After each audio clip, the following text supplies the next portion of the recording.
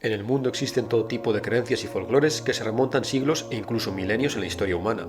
Desde una tribu perdida en mitad del Amazonas hasta una sociedad industrializada moderna, todos tenemos nuestros mitos y leyendas. A pesar de que en muchas de estas sociedades modernas el folclore ya no forma parte de nuestras vidas de una forma tan integral como antaño, las antiguas mitologías siguen reverberando en nuestras sociedades. Pero pasa que existen ciertas mitologías que eclipsan a las demás, ya sea por su importancia histórica y cultural o por simple moda, lo cual es una pena, ya que existen todo tipo de folclores y mitologías interesantísimas, que lamentablemente permanecen ocultas para el público en general. No sé vosotros, pero estoy un poco harto de la mitología grecorromana y la nórdica. Es por ello que cuando aparece alguna obra que tiene como base un folclore menos conocido, se me hace muy atrayente. Un muy buen ejemplo de este fenómeno es el mundo de los libros de la saga del brujo, es decir, The Witcher. El mundo de Geralt de Rivia está basado en la mitología eslávica, desde criaturas y personajes hasta partes elementales de la trama, como la cacería salvaje. Un ejemplo mucho más reciente es el videojuego Black Myth Wukong, basado en la novela china del siglo XVII, Viaje al Oeste. Este videojuego y su éxito arrollador han expandido la mitología china por todo el mundo, ya que, a pesar de tratarse de uno de los países más importantes del mundo, realmente los conocimientos que el público general puede tener de la mitología china son muy limitados. Aunque bueno, esto también es debido a que la revolución cultural china de los años 60 hizo un muy buen trabajo a la hora de cortar el vínculo milenario del pueblo chino con su mitología y folclore. Gracias a Dios no consiguieron eliminar estas leyendas e historias antiguas del todo. Pero centrémonos. Parece ser que otra de estas mitologías poco conocidas se está dando a conocer en los últimos años tanto en el cine como en la literatura, a una escala mucho más pequeña que los ejemplos anteriores, eso sí, y es utilizada como medio para contar tanto historias de fantasía oscura como historias más realistas, pero con toques sobrenaturales. Esta mitología no se trata de otra que la mitología vasca. Como puede que algunos ya hayáis adivinado por mi acento, soy vasco, y es por ello que me veo obligado a exponeros esta curiosa y siniestra mitología que poco o nada tiene que envidiarle a otras mitologías más expandidas. Bienvenidos al oscuro y ambiguo mundo de los genios y seres sobrenaturales de los bosques y cuevas de mi tierra, los dominios de la diosa del fuego.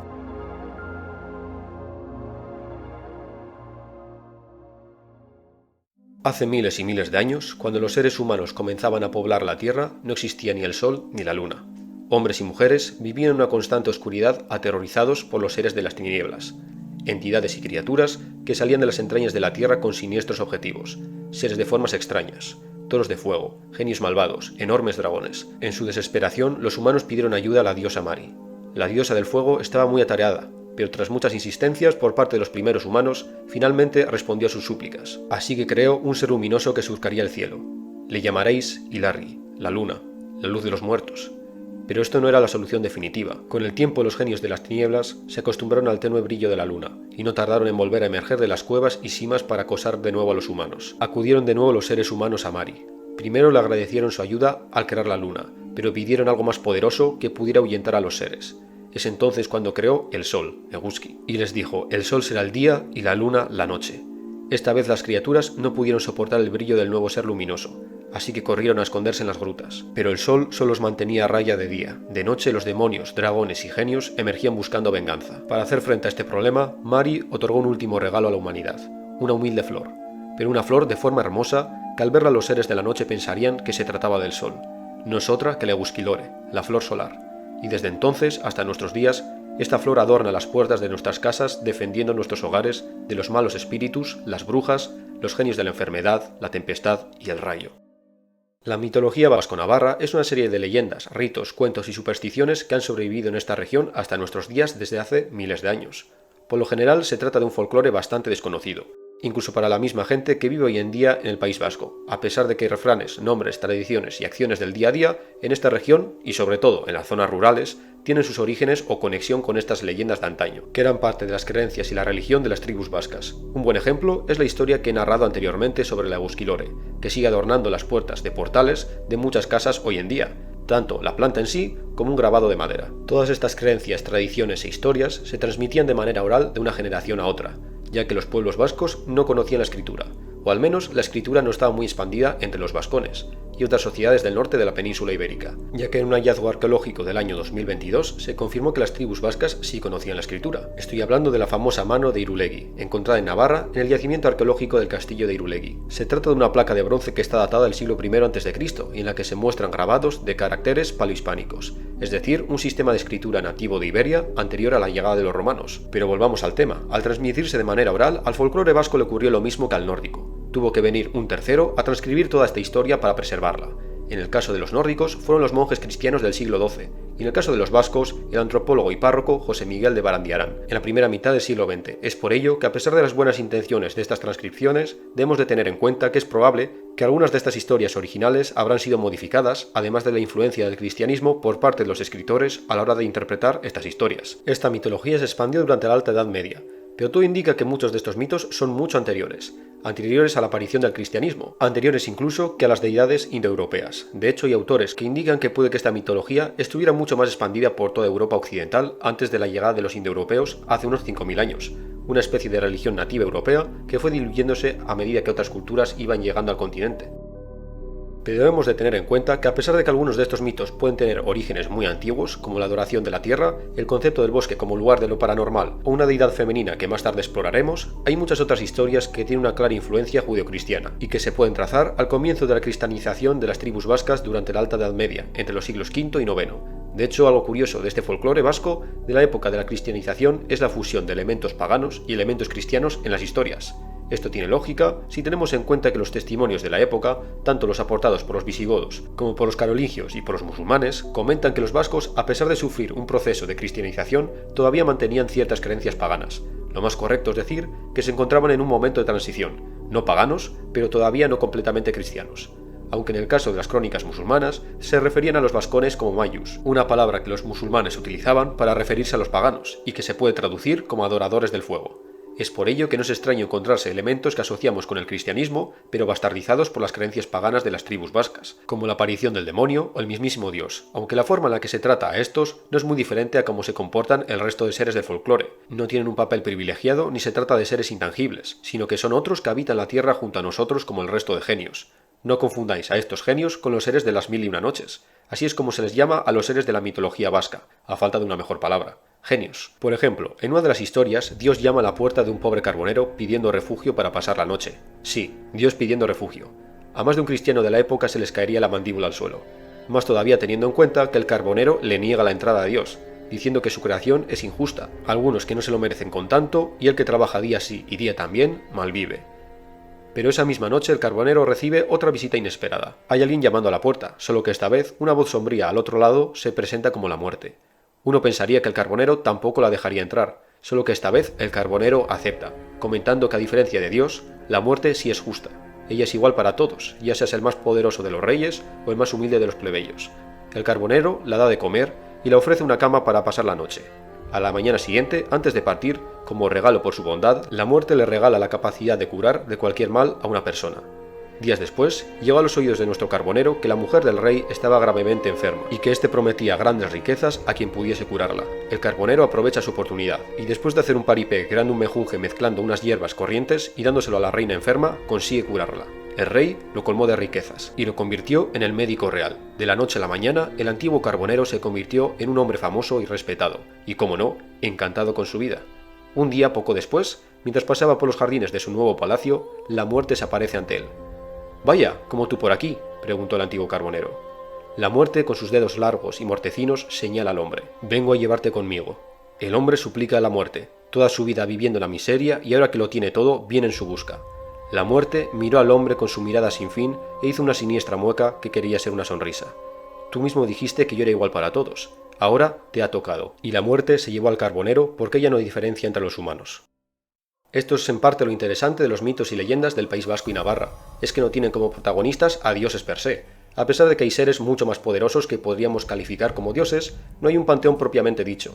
Estos seres comparten el mundo con nosotros de una manera integral. No necesitas realizar algún ritual o leer unas palabras mágicas en un libro para que aparezcan. Simplemente te puedes encontrar a estos seres en cualquier lugar, en cualquier momento, detrás de cada árbol, en cada cueva, en una montaña o como le ocurrió a nuestro carbonero, llamando a su puerta. Es por esto que muchos señalan las similitudes entre el sintoísmo japonés y la mitología vasca, ya que los espíritus de la naturaleza del país nipón, es decir, los kamis, tienen muchas similitudes con los genios de la mitología vasca. Estos genios adquieren todo tipo de formas y tamaños. Los hay diminutos, como los galchagorris, duendecillos que se dice pueden caber dentro de un dedal, y que ayudan en las tareas de la casa de su amo, pero son tan enérgicos que se les tienen que estar dando tareas constantemente, o por puro aburrimiento acabarán destruyendo tu casa. Para deshacerte de ellos debes darles una tarea imposible de cumplir. Otros tienen forma humanoide, como las lamias, seres con aspecto de mujer que viven en los ríos y que peinan constantemente sus largos cabellos con sus peines de oro, pero que tienen la manía de ahogar a los pastores y viajeros que se acercan demasiado. Los 6 gigantes, como Basajaun, que se trata de una criatura peluda mucho más grande que un humano y que actúa como guardián del bosque. En principio es amigable y ayuda a los pastores ahuyentando a los lobos o cuidando de los rebaños extraviados, pero también puede ser peligroso si no respetas el bosque. A esto se hace referencia en el primer libro de la trilogía del Baztán, El Guardián Invisible, donde la detective Amaya Salazar trata de dar caza a un asesino serial que deja cuerpos de chicas jóvenes diseminados por el bosque. Este asesino serial adopta el nombre del guardián del bosque, el Basajaun. Todos estos seres sobrenaturales, ya sean malignos o benévolos, tienen conexión con la oscuridad, lo desconocido, ya sean los bosques profundos o las cuevas. De hecho, como hemos visto en la primera narración, en teoría todas estas criaturas provienen de las profundidades de la Tierra, de una especie de reino subterráneo, y emergieron a la superficie a través de grutas y simas. Es por ello que aquellos que se adentran en los bosques o en una cueva debían de estar preparados para encontrarse cara a cara con uno de estos seres, ya fuese benigno o maligno. Y como no, la noche también es el dominio de los genios. Eguna egune koentzat eta gaua gaue koentzat. El día para los del día y la noche para los de la noche. Es decir, el día para los humanos y la noche para los genios. Aunque este refrán podría traducirse de otra manera. El día para los del día y la noche para Gaueko.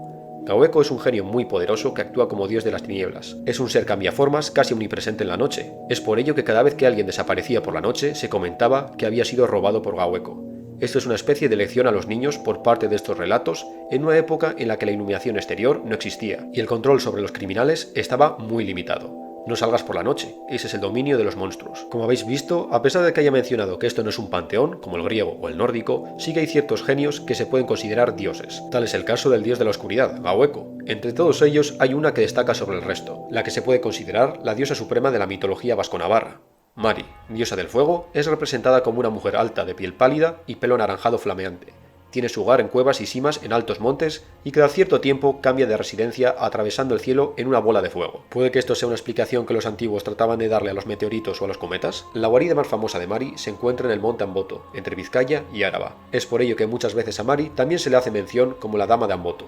Su marido compañero es Sugar, que es representado como una gran serpiente o un dragón, aunque a veces también aparece como un hombre que puede convertirse en serpiente. Es de la unión de estos dos seres de los que nacen todo el resto de criaturas o genios de la mitología vasca. Mari y Sugar son ambiguos, no se les puede catalogar como bondadosos o malévolos, todo depende de la ocasión. A veces Mari es beneficiosa para los humanos, como ocurría en el relato del principio, pero también puede ser malvada creando tormentas, incendios o directamente existen relatos de Mari raptando a jóvenes por la noche. Esto tiene relación con la dualidad de la naturaleza. El mundo natural no es ni bueno ni malo, simplemente es. El bosque es un lugar bello que ofrece comida y refugio a aquellos que saben dónde mirar, pero también es un lugar oscuro donde es fácil perderse y el peligro se esconde en cada esquina. Del mismo modo que te caiga un rayo es simplemente mala suerte. Una tormenta no es malvada, solo estabas en el momento adecuado en el lugar menos oportuno. Los hijos principales de Mari y Sugar, Atarrabi y Mikelats, representan la dualidad perfectamente al ser representaciones del bien y el mal respectivamente. Una especie de yin y yang, pero versión occidental. La figura de Mari es una de las principales razones por la que muchos antropólogos catalogan la mitología vasca como una mitología preindoeuropea. Es una mitología matriarcal, a diferencia de las religiones y mitologías de origen indoeuropeo que venían después, que eran claramente patriarcales, con una figura masculina y sabia como centro de su panteón. Pero a pesar de los supuestos orígenes casi prehistóricos de esta mitología, a medida que pasaban los siglos, este folclore iba transformándose, ya que la mitología y el folclore de los pueblos es un reflejo de cómo cambian sus creencias y su cultura en general. Durante la Alta Edad Media se comenzaron a introducir los elementos cristianos, como hemos mencionado antes, pero la mitología vasca va más allá, y en los relatos e historias se comentan cómo el cristianismo es la razón de la falta de genios y otras criaturas sobrenaturales, como esta nueva religión que venía de Oriente fue la causante de ir desterrando a los genios y dioses que habitaban estos bosques y montañas, obligándoles a regresar bajo tierra al reino subterráneo de los genios. Por ejemplo, existe un relato que trata sobre una raza humanoide más grande que los humanos que suelen describirse de gran fuerza, llamados gentiles, que de hecho antiguamente los habitantes de estas tierras relacionaban los dólmenes, es decir, las construcciones megalíticas, con estos seres, diciendo que estos enterramientos antiguos eran obra de los gentiles, pero también se les describe como un poco estúpidos o mejor dicho, inocentes. Puede que esto sea una especie de relato prehistórico que se ha ido transformando a lo largo de los milenios para referirse a los neandertales, pero bueno, el caso es que un buen día los gentiles presenciaron una extraña estrella en el cielo. Uno de ellos profetizó que esta estrella traería su fin. Esta estrella no era otra que la estrella fugaz que siguieron los Reyes Magos de Oriente dirección a Belén, para dar sus ofrendas al niño Jesús. Por otro lado, podemos observar esta influencia del cristianismo, como en los relatos, ciertos seres del folclore de los vascones que anteriormente eran descritos como seres ambiguos o incluso benévolos, pasan a ser directamente demonios. Un buen ejemplo es Akerbelch, un ser con aspecto de gran macho cabrío negro que antiguamente se le consideraba un espíritu o genio protector de los animales. En parte esta creencia perduró hasta nuestros días en muchos caseríos del País Vasco, ya que era tradición tener un macho cabrío negro y aunque hoy en día haya perdido su significado, probablemente el tener un macho cabrío negro antiguamente era un símbolo de buena suerte para proteger a los animales del establo. Pero con la llegada del cristianismo a Akerbelch se le relacionó directamente, al igual que le ocurrió al dios griego Pan, también de aspecto cabrío, con el demonio. No por nada, uno de los avatares más usados de Satán en el arte es el macho cabrío negro, lo cual también tiene relación con el nombre castellano de la supuesta fiesta llevada a cabo en honor al maligno por las brujas, aquelarre, prado del macho cabrío en euskera. Hablando de brujas, estas también sufrieron una drástica transformación tras la llegada del cristianismo. Pasaron de ser simples curanderas, que literalmente la palabra en vasco para referirse a las brujas es sorguiña, que quiere decir creadora, a la imagen de la bruja malvada, roba niños y de aspecto asqueroso que conocemos hoy en día. Pero a pesar de esto, de alguna forma, estos seres seguían integrándose en el folclore vasco de la Alta Edad Media de una forma un tanto curiosa. Por ejemplo, muchos señores o reyes, para justificar su poder, mandaban crear líneas genealógicas que en la mayoría de las ocasiones trazaban sus orígenes a antiguos héroes legendarios, emperadores o a los mismísimos Adán y Eva, pero en general a unos orígenes que iban de acorde al cristianismo.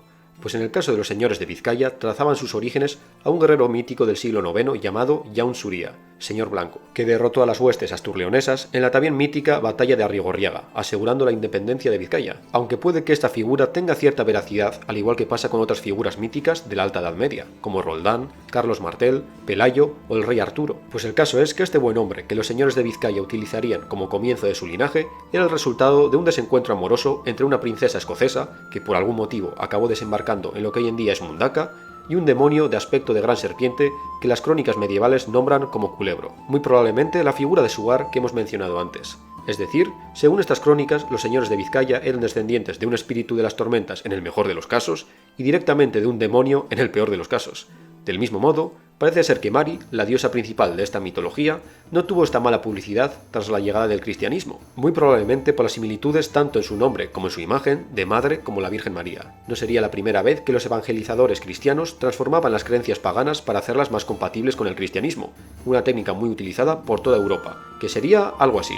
No, tranquilos, tranquilos, vuestros dioses paganos existen, solo que no son dioses, en realidad son santos. Así tenemos cosas en una buena parte de Europa occidental, como San Juan o todos los santos, que a pesar de sus nombres tienen claros orígenes paganos, relacionados con el solsticio de verano y el culto a los muertos respectivamente.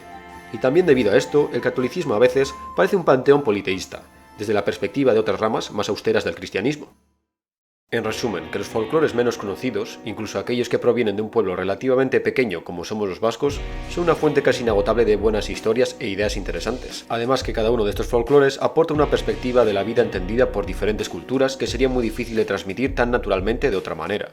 Durante este vídeo he puesto fragmentos de las películas Errementari e Irati, las dos bastante buenas, pero si he de destacar una sobre la otra os recomiendo Irati. Mezcla personajes y sucesos históricos reales, como la batalla de Roncesvalles, donde la retaguardia del ejército carolingio de Carlomagno fue derrotado por los clanes vascos, pero añadiendo un trasfondo místico y de fantasía oscura que es marca del folclore vasco. Pero bueno, eso ha sido todo. Espero que os haya gustado el vídeo. Si os ha gustado tanto, ya sabéis lo que toca ahora. Dad like, compartid y suscribiros al canal. Y ya nos vemos en el siguiente vídeo, mi gente. Chao, chao.